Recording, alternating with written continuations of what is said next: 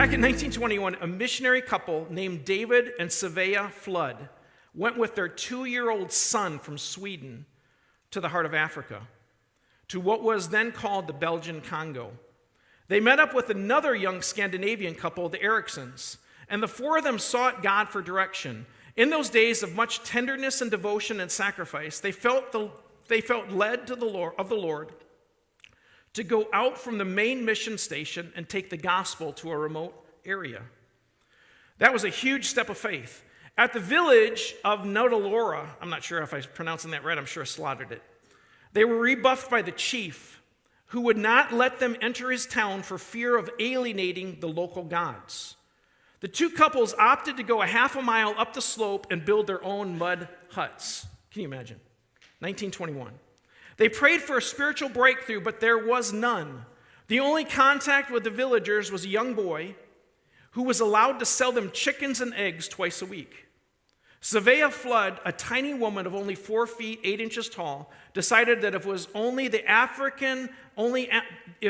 if this was the only African she could talk to, she would try to lead the boy to Jesus.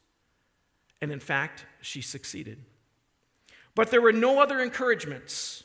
Meanwhile, malaria continued to strike one member of the little band after another. In time, the Ericsons decided that they had enough suffering and left to return to the central mission station. And David and Svea Flood remained near this village to go on alone. Then, of all things, Svea found herself pregnant in the middle of the primitive wilderness.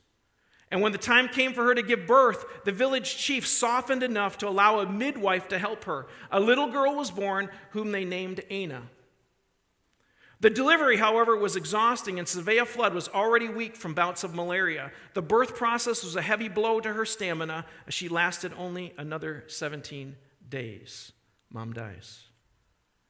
Inside David Flood, something snapped in that moment. He dug a crude grave, buried his 27-year-old wife, and then took his children back down the mountain to the mission station. Giving his newborn daughter to the Ericsons, he snarled, "I'm going back to Sweden. I've lost my wife, and I obviously can't take care of this baby. God has ruined my life." With that, he headed for the port, rejecting not only his calling, but rejected God himself. Within 8 months, both the Ericsons were stricken with a mysterious malady. Remember, the Ericsons were the ones who took in the baby. They were stricken with a mysterious malady and died within days of each other.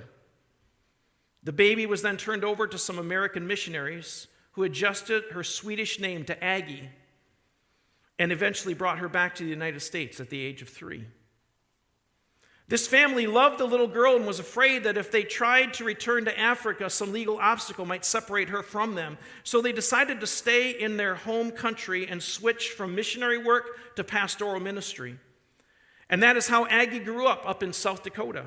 As a young woman, she attended North Central Bible College in Minneapolis, and there she met and married the young man named Dewey Hurst. Years passed. The Hursts enjoyed a fruitful ministry. Aggie gave birth first to a daughter, then a son. And in time, her husband became the president of a Christian college in the Seattle area. And Aggie was intrigued to find so much Scandinavian heritage in her. One day, a Swedish religious magazine appeared in her mailbox, and she had no idea who had sent it. And of course, she couldn't read the words. But as she turned the pages, all of a sudden, a photo stopped her cold. There in the primitive setting was a grave with a white cross, and on the cross were the words, Svea Flood, her mom. Aggie jumped in her car and went straight to a college faculty member who she knew that could translate the article. "What does this say?" she demanded. And the instructor summarized the story. It was about missionaries who had come to this village long ago. The birth of a white baby, the death of the young mother, the one little African boy who had been led to Christ, and how after the whites had all left, the boy had grown up and finally persuaded the chief to let him build a school in the village. The article then said that gradually he won all the students to Christ. The children led the parents to Christ, and even the chief had become a Christian. Today there were 600 Christian believers in that one village. All because of the sacrifice of David and Svea Flood. For the Hearst's 25th wedding anniversary, the college presented them with a gift of a vacation to Sweden. And there Aggie sought to find her real father, an old man now. David Flood had remarried, fathered 4 more children, and generally dissipated his life with alcohol. He had recently suffered a stroke, and still bitter, he had one rule in his family: never mention the name of God, because God took everything from me. After an emotional reunion with half her brothers and sisters, half-sisters, Aggie brought up the subject of seeing her father. The others hesitated. You can talk to him, they replied, even though he is very ill now, but you need to know that whenever he hears the name of God, he flies into a rage. Aggie was not to be deterred. She walked into the squalid apartment. The liquor bottles were everywhere, and he approached the 73-year-old man lying in a rumpled heap. "Papa?" she said tentatively. And he turned and began to cry. "Ana," he said, "I never meant to give you away." "It's all right, Papa," she replied, taking him gently in her arms. "God took care of me." The man instantly stiffened. The tears stopped. God forgot all of us. Our lives have been like this because of him. He turned his face back to the wall. Aggie stroked his face and then continued, undaunted. "Papa, I've got a little story to tell you, and it's a true one. You didn't go to Africa in vain. Mama didn't die in vain. The little boy you won to the Lord grew up to win the whole village to Jesus Christ. The one seed you planted just kept growing and growing, and today there are 600 African people serving the Lord because you were faithful to the call of God in your life. Papa, Jesus loves you. He has never hated you." And the old man turned back to look into his daughter's eyes. His body relaxed. He began to talk, and by the end of the afternoon, he had come back to the God he had resented for so many decades. Over the next few days, father and daughter enjoyed warm moments together.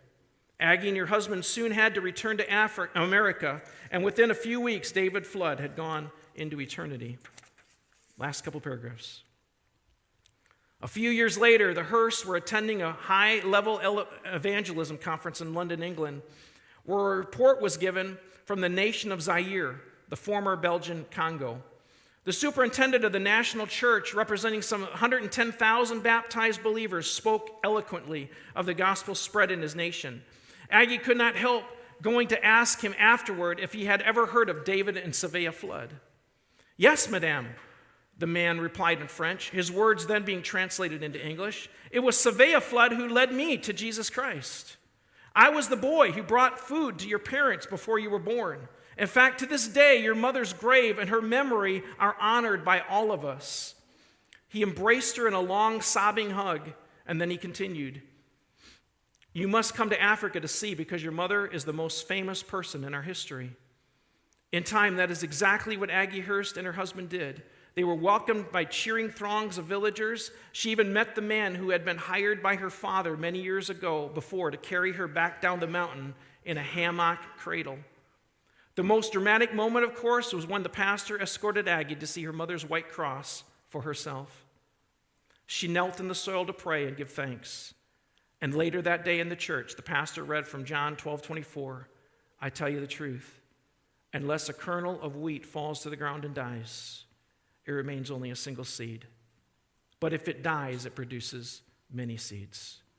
He then followed with Psalm 126:5, "Those who sow in tears will reap songs of joy."